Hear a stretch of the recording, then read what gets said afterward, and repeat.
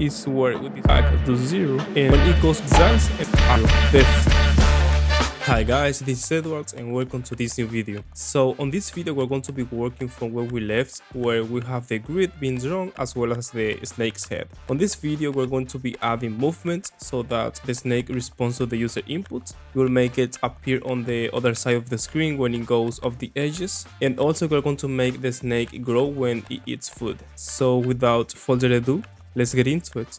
Alright, so now that we have the snake on the scene, we're going to make it move. And in order to do so, we're going to listen to the player's input.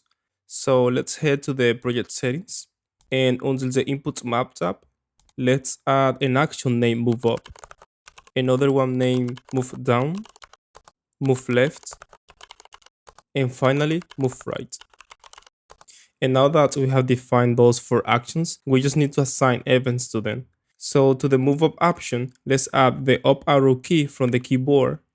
For the move down arrow key. For the move left, the left arrow key. And finally, for the move right, the right arrow key. We're done here, so I'll close this. Let's now go to the snake script. And in here, we're going to add the input function, which is a built-in function that gets called when an input event is performed. Let's try it out to see how it works. I'm going to ask if event that is action pressed. Let's try the move left action we added before. And if that's true, we are going to print an exclamation mark. Let's try it out. And every time I hit the left arrow, we can see the print happening here.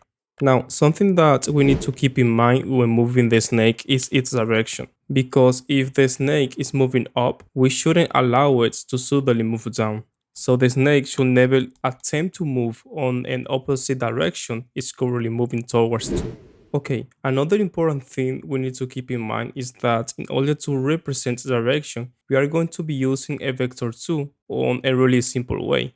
When moving right, the direction is going to be equals to a vector 2 with 1 on x and 0 on y. When moving left, it will be -1, keeping y at 0. And the same for when it's moving up and down, but on the y component of the vector. So having said that, up here, we are going to declare a variable named current direction equals to a vector 2 that's right, which is the same as saying vector 2 with 1 as x and 0 as y. And in the inputs function, we are going to ask if the move left action is pressed and if the current direction is not equals to a vector 2 that's right. And if that's so, we'll set current direction equals to vector 2 that's left. So what we are doing here is asking if the left key has been pressed and the snake is not moving right. Then the snake is going to start moving to the left. This is to avoid moving on the opposite direction. Let's now do the same for the other actions. So if event that is action press, move right, and current direction is not equal to vector 2 that left, then we will set current direction equals to vector 2 that's right. For moving up, it's going to be similar. So that will be if event that is action pressed, move up, and current direction is not equals to vector 2 that's down. Then we will set current direction equals to vector 2 that's up.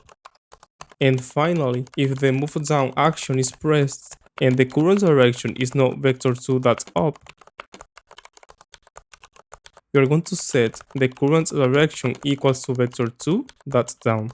And now that we know to which direction the user wants the snake to move, we just need to move the snake towards that direction. So in the process function, we are going to calculate what the next position is going to be. So let's declare a variable named next position equals to head.current position plus current direction multiplied by game.cell size.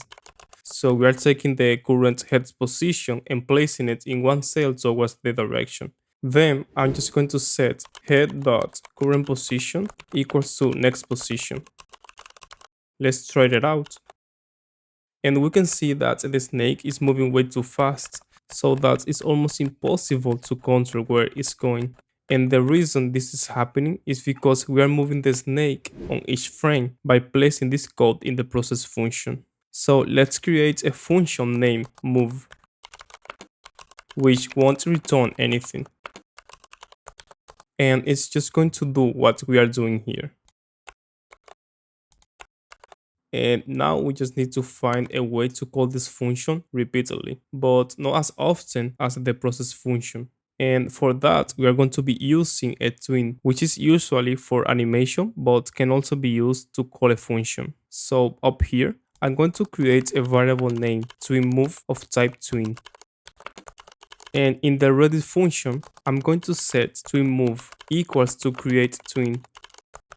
And just by calling this function, we have a fully functional twin object. For this twin, since we wanted to repeat an action often, we are going to call the setLoops function. And by not passing any values, it's going to loop infinitely. So we have the twin and you'll loop forever. So that we just need to call the move function. So now we'll say twin move dot twin callback. We're going to pass move as argument, which is our move function, and then set a delay of 0.075, which is a value that works pretty well. Let's run the project to see how it works.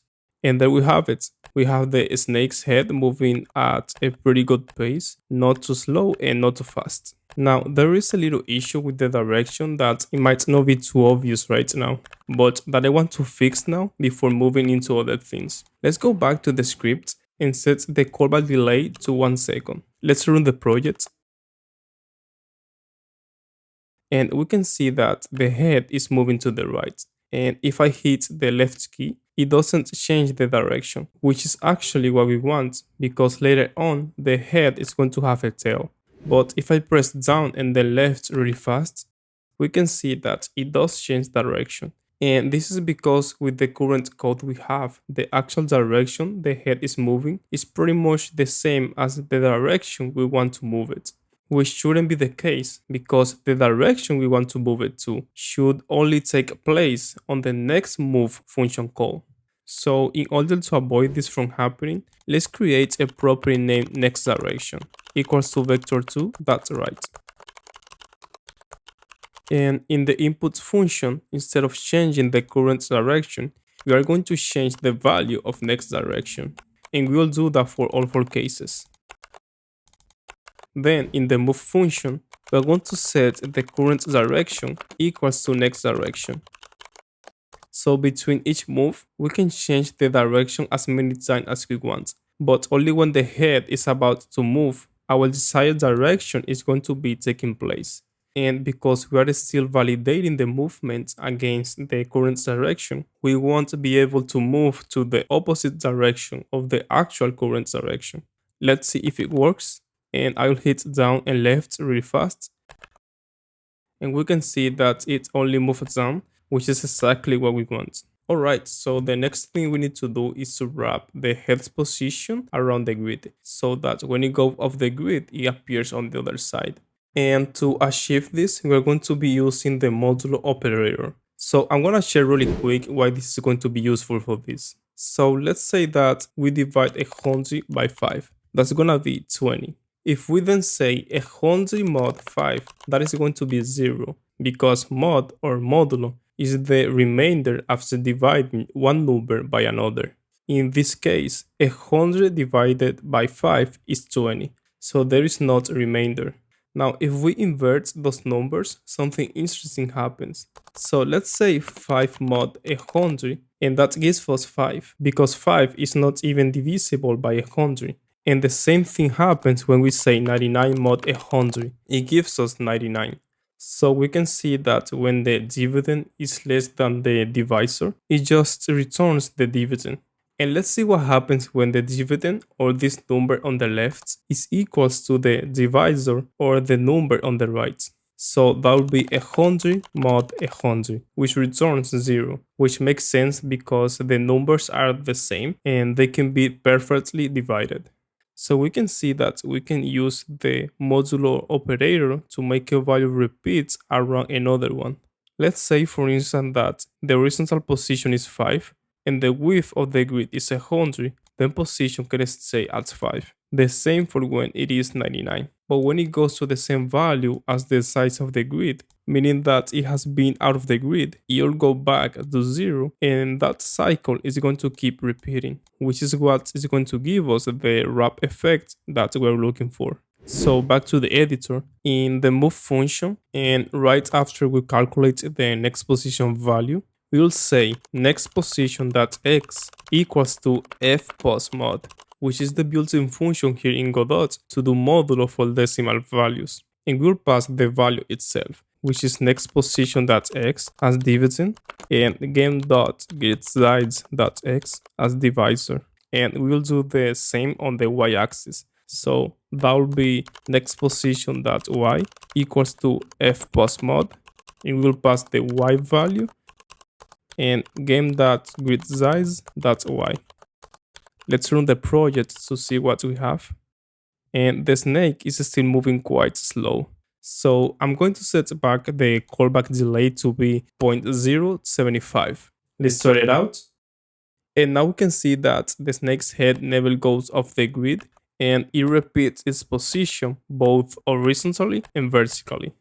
Now, I don't think that it is really clear what this operation is doing here. So let's put this function in a util script. So let's create a new script, save it in the scripts folder as utils.gd. Then create, and in here, you're going to create a function named repeat, which I think is a more descriptive name to what we are doing. And as parameter, you'll take value, which is a float, and length as a float as well.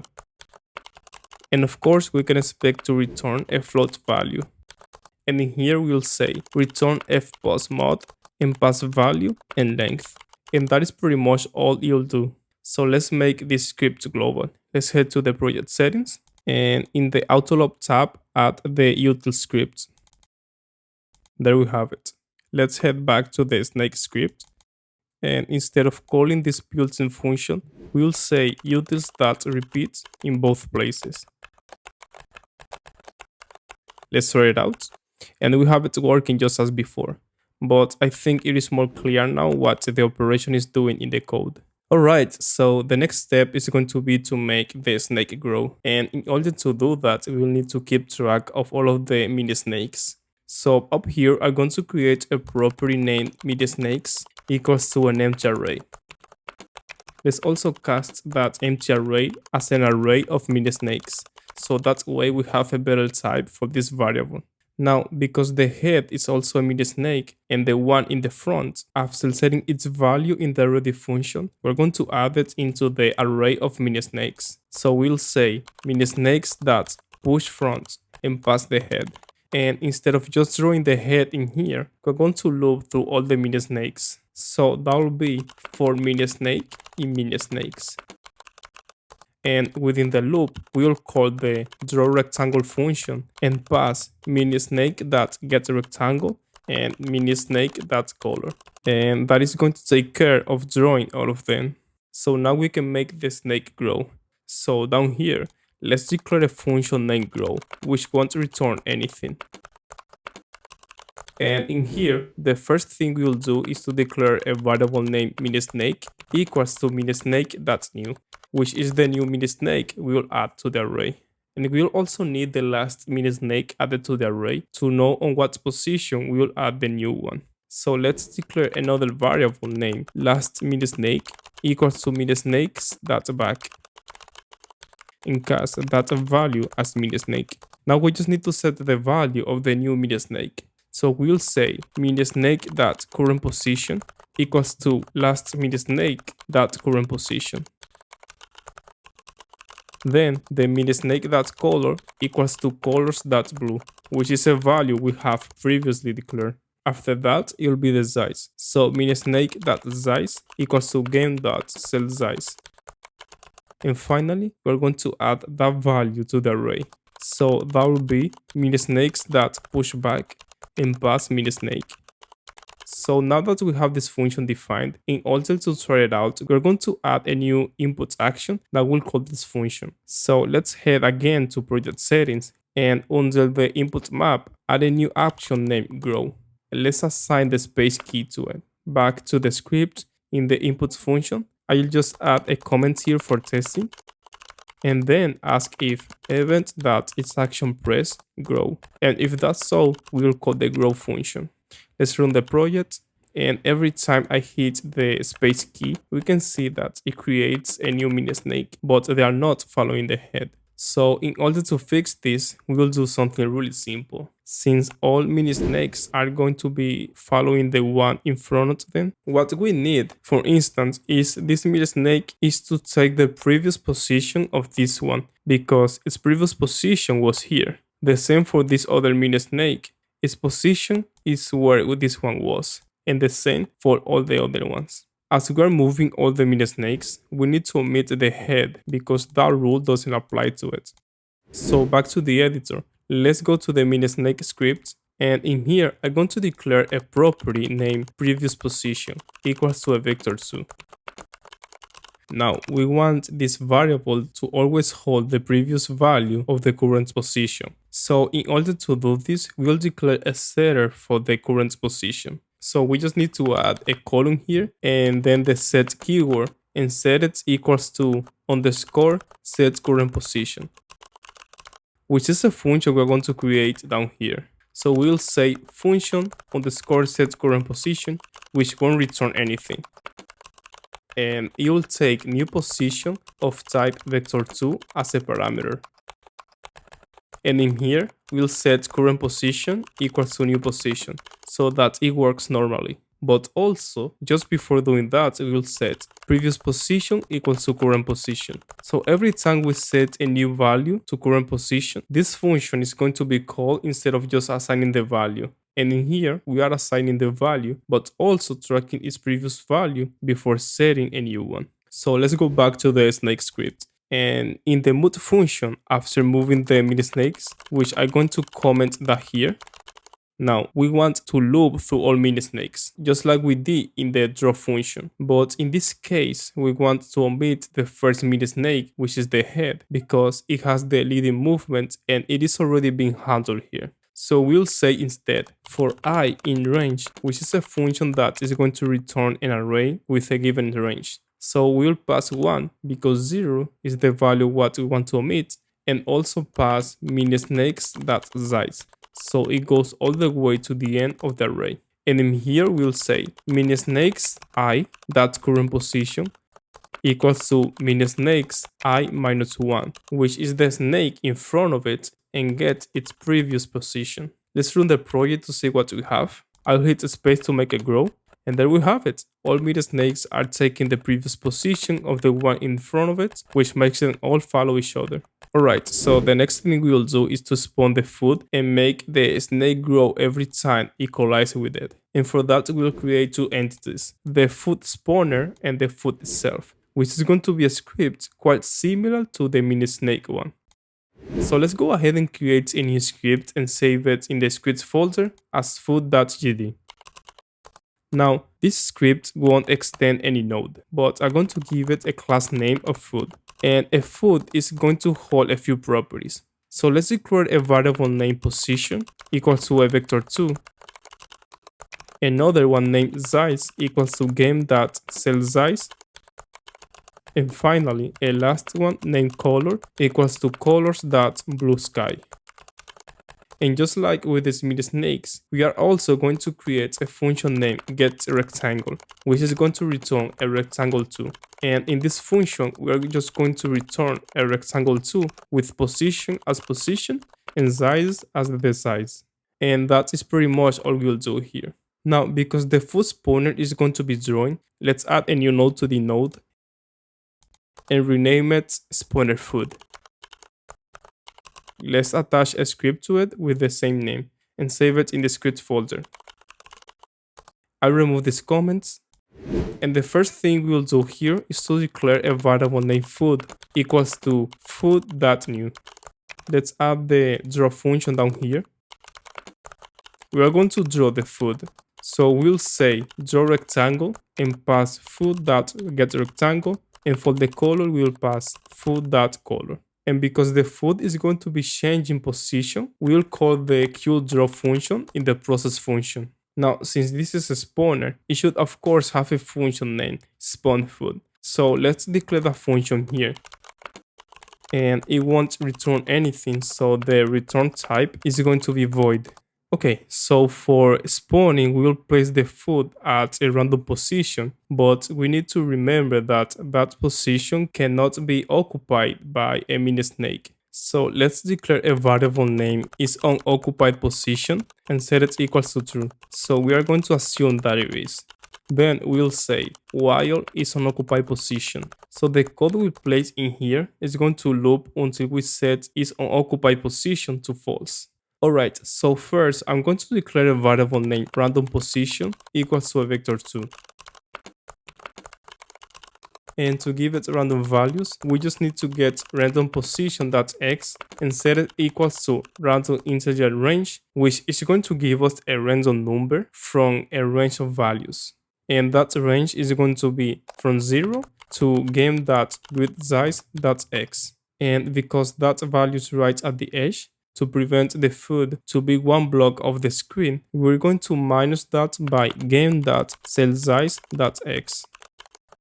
And it will be the same for the Y position, but using the vertical values of the grid. Then I'll say food.position equals to random position.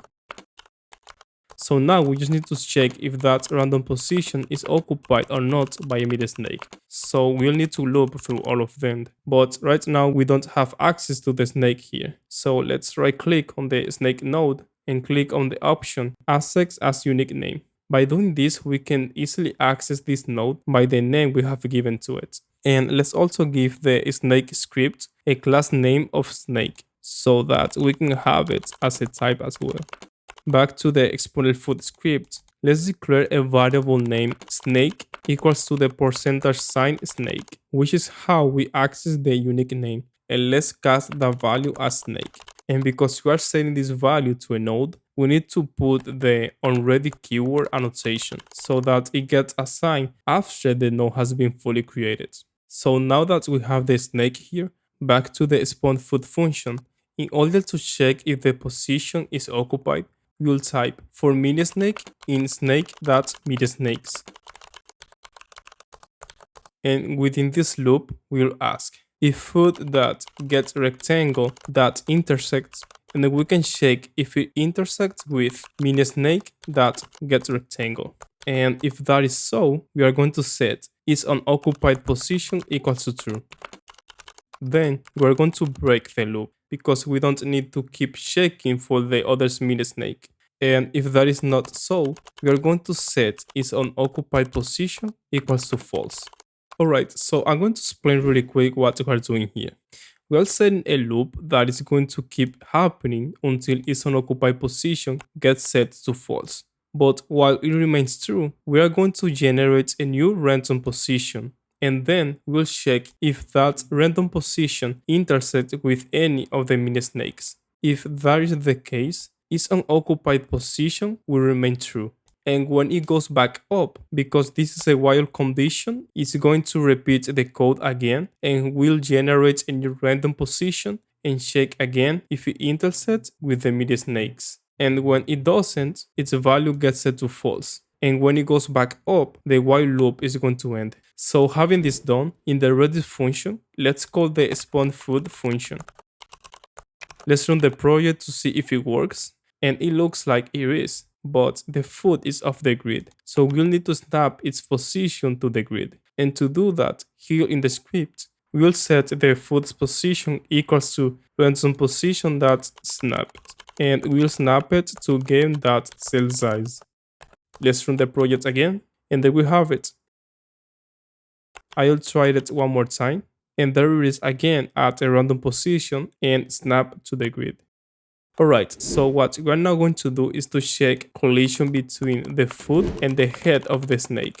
So in the process function, we'll ask if food.getRectangle.intersects with snake.getHead.getRectangle. And if that's so, we are going to call snake.grow so that increases its size. And we'll also call spawn food so that the food goes to another random position.